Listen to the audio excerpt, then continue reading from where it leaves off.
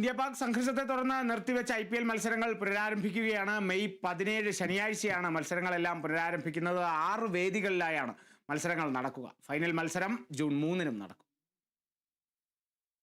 സർക്കാരുമായും സുരക്ഷാ ഏജൻസികളുമായും IPLന്റെ എല്ലാ പ്രധാന പങ്കാളികളുമായും നടത്തിയ വിപുലമായ കൂടിയാലോചനകൾക്ക് ശേഷം സീസണിലെ ശേഷിക്കുന്ന മത്സരങ്ങൾ മുന്നോട്ട് കൊണ്ടുപോകാൻ തീരുമാനിച്ചതായി BCCI അറിയിച്ചു.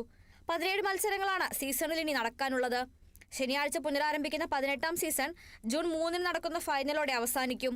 പുതുക്കിയ ഷെഡ്യൂളും BCCI പുറത്തുവിട്ടു.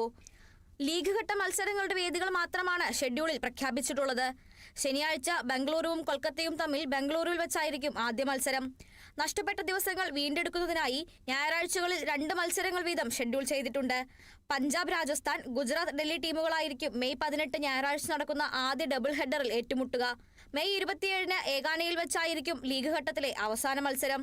പ്ലേ ഓഫ് മത്സരങ്ങൾക്കുള്ള വേദികൾ പിന്നീട് പ്രഖ്യാപിക്കുമെന്ന് BCCIയുടെ ഔദ്യോഗിക പ്രസ്താവനയിൽ പറയുന്നു.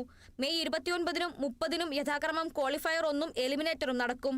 ജൂൺ 1-ന് ക്വാളിഫയർ 2-ഉം നടക്കും.